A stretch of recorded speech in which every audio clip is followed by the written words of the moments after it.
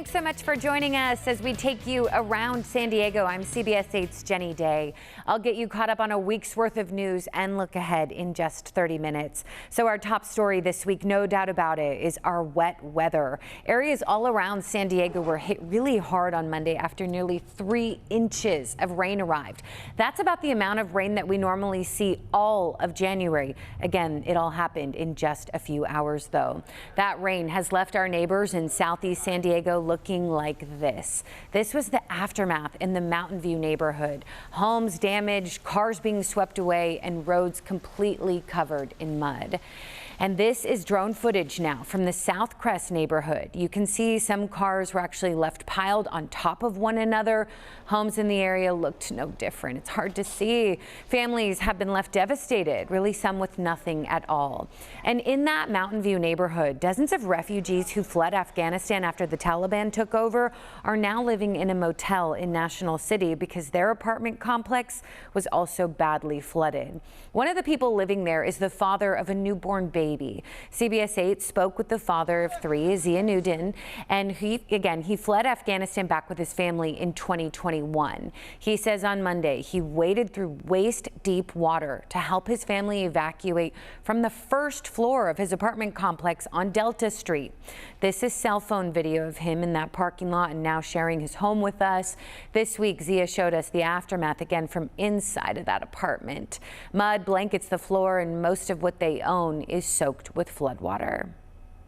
Everything in my home is destroyed. We don't have anything to use, like blanket, like shoes. My heart. Yeah, their landlord relocated them and 24 other refugee families from the complex to that motel in National City. But yeah, still that future is uncertain. And this all comes as the city of San Diego, the county, and the state of California declare states of emergency here due to the worst flooding, they say, in 90 years. It's all part of an effort to help people and businesses recover by freeing up and streamlining funding. But it could still take weeks, months, even years for people to actually get some of that money in their hands. And some impacted residents tell us they blame the city due to a lack of maintenance on nearby flood channels. We asked them to clean the channel out. It's full of debris. Up there is concrete. Down here is mud and dirt. We got trees growing in there. Those trees you see right there, those trees are growing in the flood channel. Yeah, the flood channel that overflowed is called South Choyas Creek, and it runs from Mountain View to South Crest. City records show it was supposed to be maintained as part of an emergency maintenance plan dating back to 2016. But the city says high costs and environmental review hindered those efforts. The environmental agencies require us, when we remove vegetation from our channels, we have to mitigate or purchase land or put that native vegetation back somewhere off-site.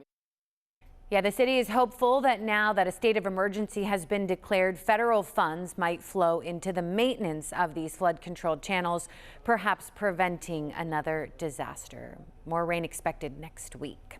And the city says emergency work has started in southeast San Diego ahead of more rain again expected next week. The city tells us that starting Friday, it was set to begin clearing the flood channel that runs from 38th Street and Beta Street in the South Crest neighborhood up through Ocean View Boulevard in Mountain View. But the big question is, will clearing the channel be enough? If we get another 1,000-year flood event, it's going to happen again. The only way to do anything differently is actually to widen the channel. That said, we are with the emergency provisions and the contracting and the contractors we have on site. That's going to help. Will it protect us from a 1,000-year storm? No, it will not. Yeah, big job, but important job. Chris McFadden, San Diego's Deputy Chief Operating Officer, says a portion of the channel was cleared in 2022 with 2,000 tons of trash and debris hauled away. He did acknowledge the city needs to do a better job of communicating with homeowners about what is going on. And San Diego mayoral candidate Larry Turner is speaking out against the city's response. On Thursday, Turner was on Aikens Avenue in Encanto, an area that was greatly impacted by Monday's floods as well. He is calling on the city to conduct an independent investigation into infrastructure failures around San Diego. Turner says residents of Encanto have been calling the city for years to clean up the area, but their pleas continue to be ignored. Rain caused all this is not the truth. This has been neglected for a very long time. So we don't need the city to be hiding behind excuses about rain and telling us that this is called climate change. All right, we know what climate change is. This is rain. Most cities in America can handle 3 to 4 inches of rain. Yeah, Turner is a San Diego police officer and is one of 4 candidates challenging Mayor Gloria in the upcoming election. The other candidates are Jane Glasson, Genevieve Jones-Wright, and Daniel Shimkowski. Now, you might think some homeowners insurance or renters insurance might cover this damage from the flooding like that, but in fact, it won't. CBS 8's David Godfredson is working for you. He talked to an expert on flood insurance and found out why you might want to get it. He joins us from Mountain View. The most important thing that people need to recognize is that their home insurance policy will not cover damage done by a flood. Across the United States, flood insurance is covered separately from our home insurance policy and is actually excluded from the home insurance. So you have to buy a policy. Most people who have it get it through the National Flood Insurance Program. If you go to the National Flood Insurance Program's website, which is floodsmart.gov, you can learn about how to get the flood insurance coverage, but you can't get flood insurance the day of or the day after the flood. So that's one of the things for people who are just recognizing that their home insurance policy doesn't cover it. This is not going to be a solution you can do retroactively.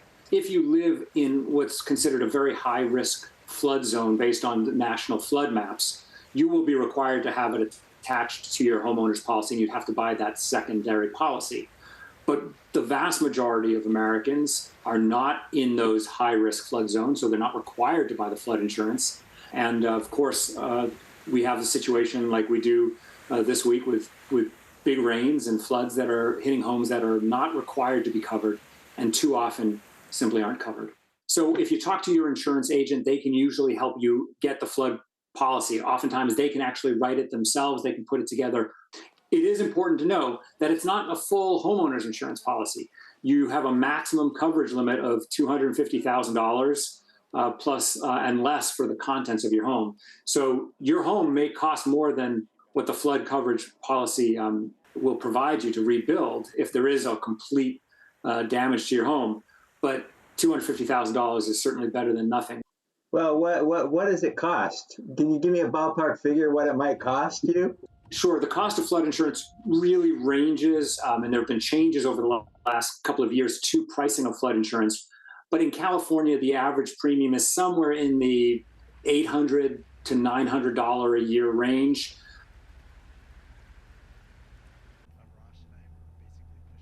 Yeah, and many people in San Diego woke up again to see their car being washed away by these floodwaters, a sight really they never thought they would see here in San Diego. CBS 8's Ariana Cohen talked to 3 people whose cars were damaged by that storm. Floodwaters moved this Tesla that was parked about 60 feet away all the way over here, and now it's stuck under this tree. I talked to the car owner. There's a brand new Tesla that's stuck in the water there. Oh my God, this is so crazy. Wanda Rogers says she was in her office when she saw her Mercedes-Benz washed away by floodwaters Monday morning. All of a sudden, I see the water gushing from my office. And I said, wait a minute, I'm on the Zoom. Wait a minute, my car! It was no longer in sight. Okay, take a minute. Nothing you can do about it. You can see Mercedes just basically floating down the road here. This is basically a parking lot. The floating blue car right next to Wanda's is Selena's brand new Tesla. The current was so strong, it even forced this dumpster to travel a mile down the street. This was crazy. This was really, really, really crazy. This all happened near 404 Euclid Avenue in southeast San Diego, near Choyas Creek, which people here say rarely ever overflows. I've been here my entire life, and I obviously don't remember anything like this. Oh my God! Kathy had parked her Jetta on the same street. The whole experience was really surreal. It was like something you see in a movie. It's like that couldn't impact me. Here's another car trapped under floodwaters beneath a bridge Monday, and here it is today. All of their cars were declared totaled. Luckily, they all have insurance and plan to get new cars. Super sad. The car is brand new. We haven't made a payment on it.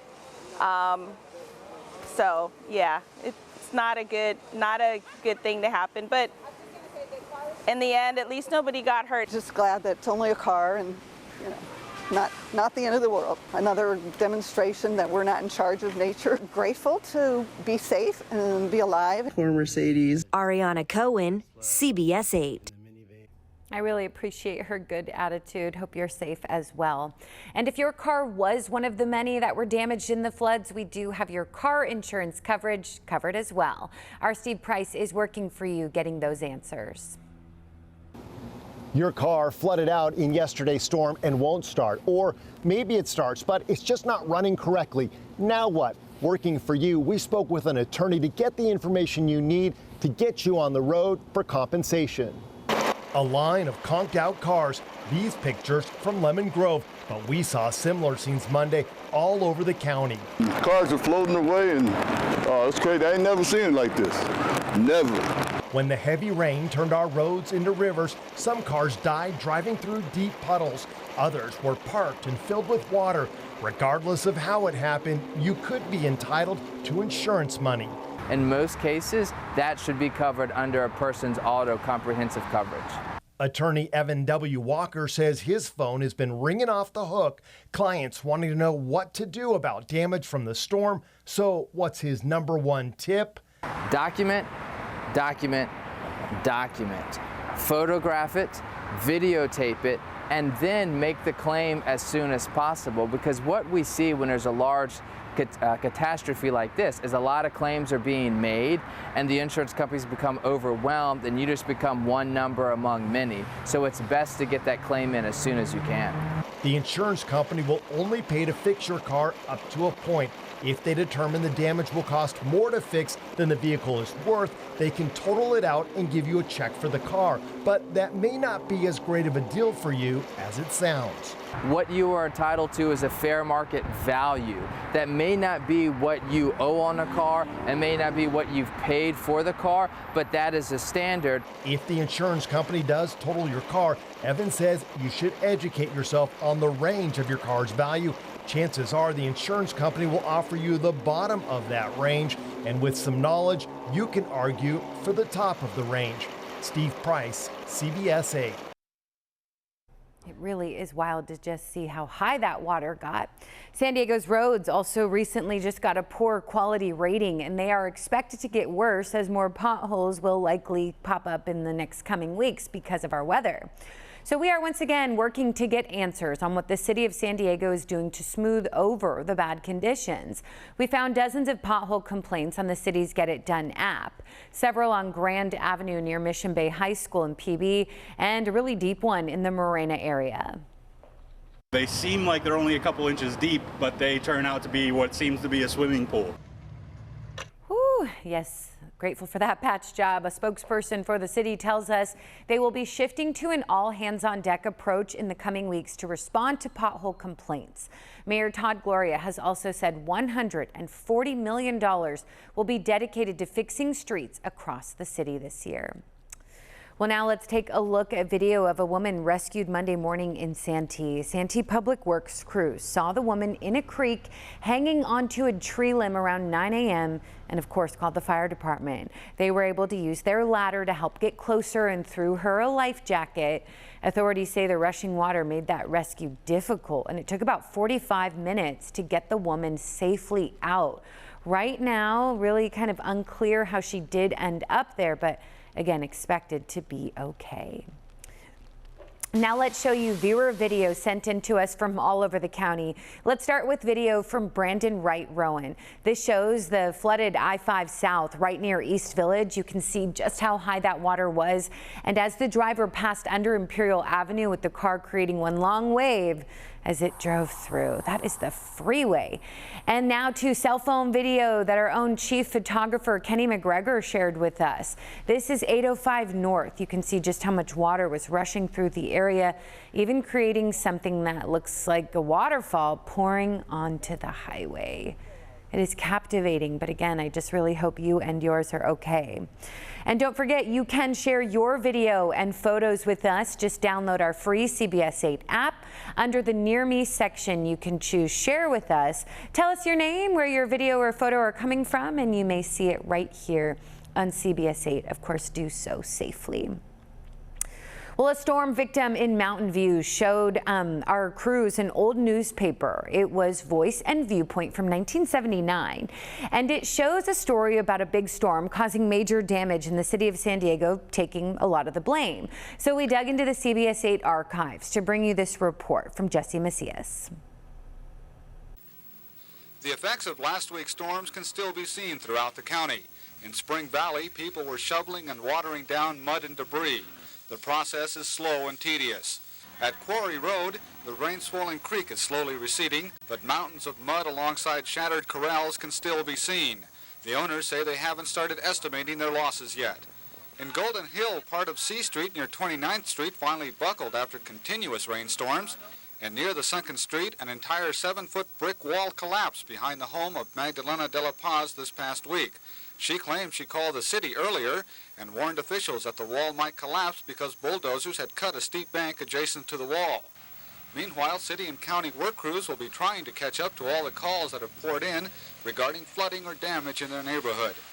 So even though much of last week's floodwaters have receded and many of the city's storm drains unclogged, the recent storms have left us with hundreds of small and large reminders in the form of potholes. And because of the number of potholes scattered throughout San Diego City streets, it's going to take city crews weeks before they can get to each and every one of them.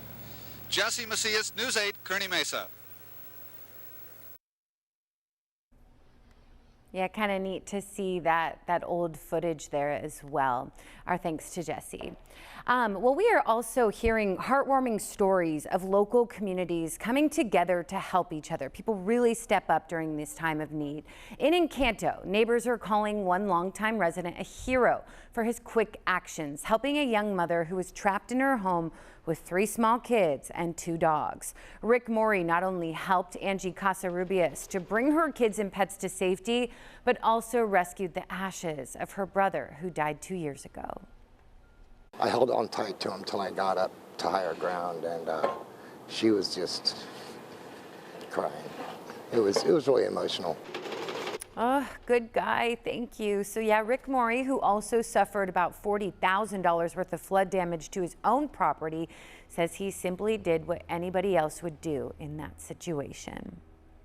And there are dozens of families really in devastating situations right now. You have clearly seen that. So if you are looking for ways that you can help or find ways to volunteer, visit our website, cbs8.com/help. A lot of good information there. Step up for our community. Now, while cigarette butts are the biggest source of plastic pollution along our coastline, there is another frequent plastic waste that pops up. More often seen when it is time to celebrate dads, grads, and the love of your life. Helium-filled balloons litter our ocean and harm our wildlife, though. Our chief meteorologist, Carlene Chavis, visited the latest San Diego city to ban them in this Earth 8 report.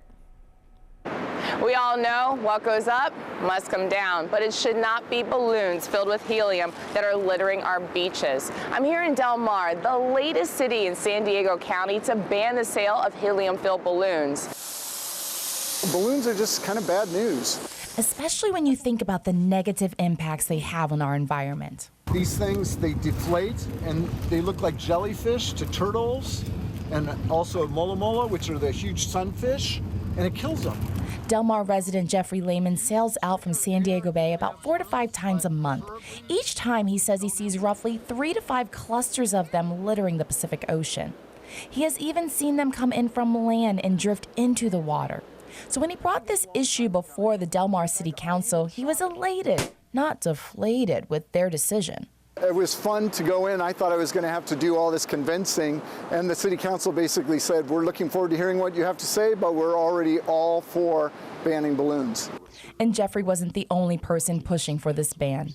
So on behalf of Surfrider San Diego, we would like to thank the City Council for protecting the local sea turtles and other marine life that mistake a floating balloon as food. That's Mark O'Connor with Surfrider San Diego. He is also the local lead on the Rise Above Plastics initiative to eliminate plastic waste in our county. I collected over 200 balloons of both Mylar and latex. With his collection of balloons in tow, Mark and I first met after the city of Encinitas passed the ban.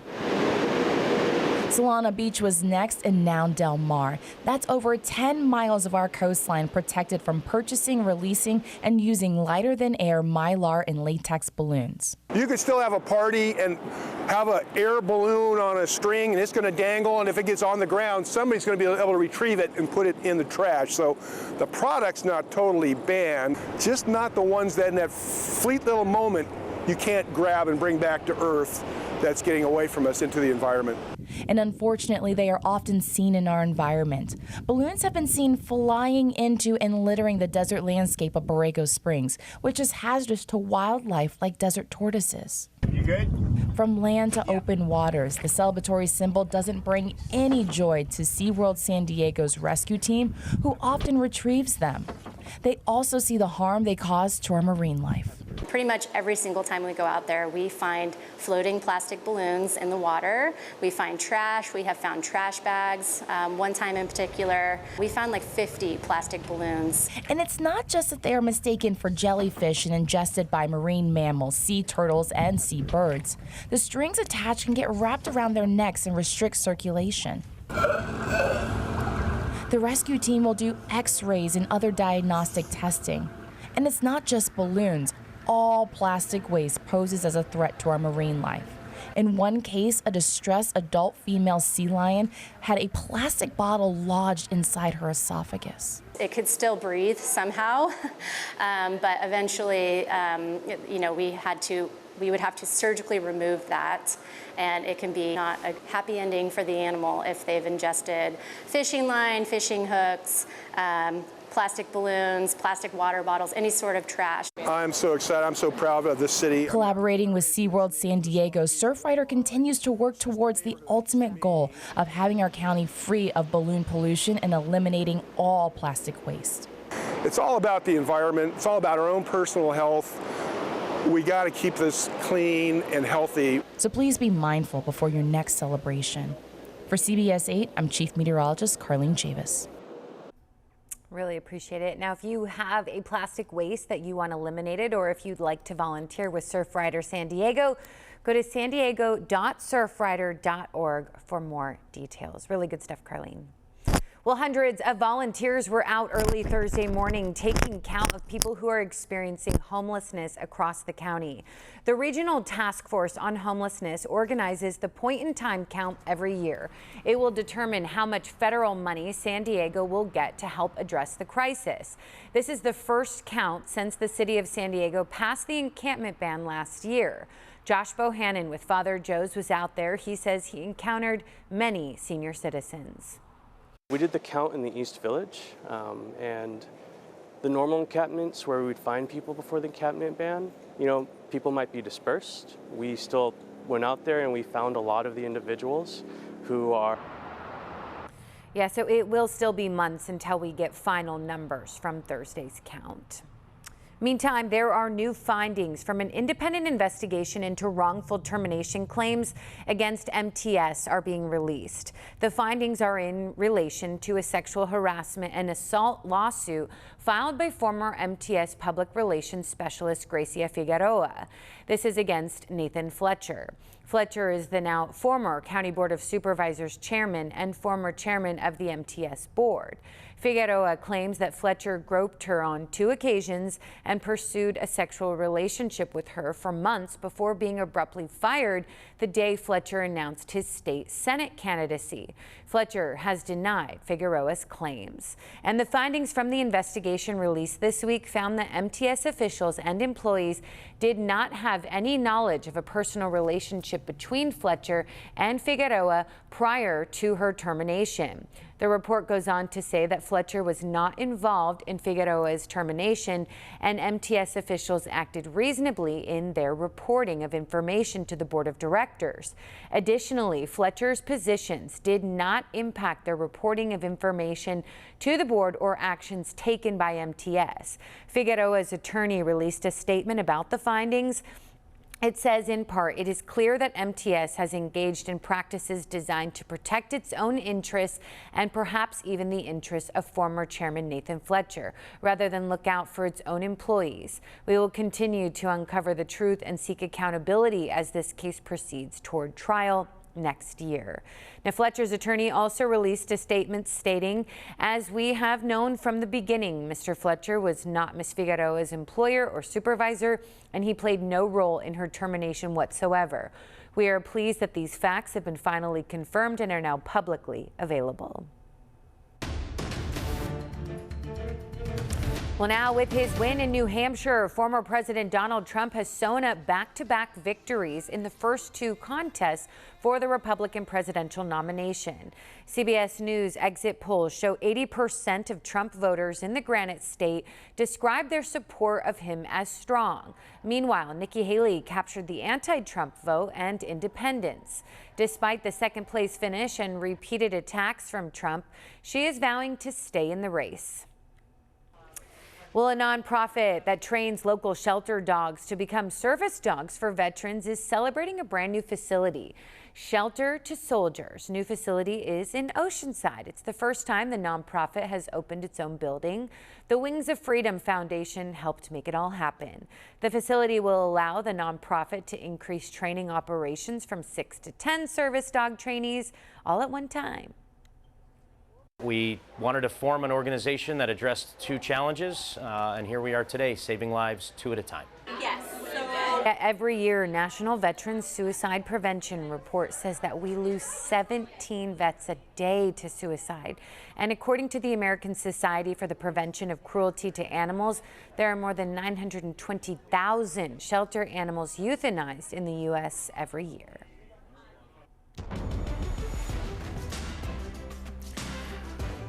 Yes, the Farmers Insurance Open is back, and it's been played at Torrey Pines since 1968. And there's one special woman who's been a volunteer at these tournaments more than anyone else. Our Steve Price has more on the 92-year-old.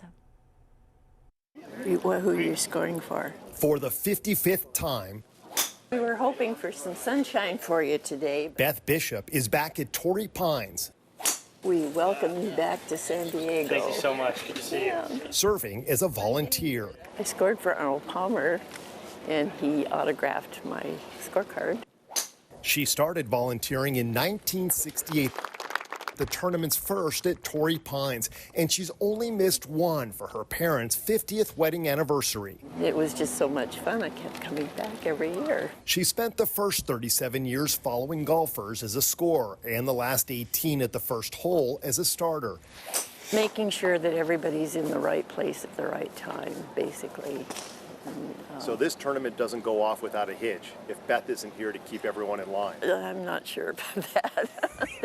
Oh, I'm sure Beth is a big deal and has the picture to prove it. I get my tiger hugs every time I see him. Beth loves seeing the pros up close, but her favorite part is knowing that her volunteering saves the tournament money that is donated to charities around the county. There are many, many volunteers for every event. If they had to pay those people all that money would not have gone to charity. And so I feel very happy in my heart that I've been a small part of that money delivered to charities. But at 92, Beth is teeing it up here for the last time. I'm thinking maybe 55 is enough. But it's been fun. And while you may not find her here at the first hole anymore, Beth says you'll still see her around. Oh, for sure. Yeah, I am a golf junkie for sure.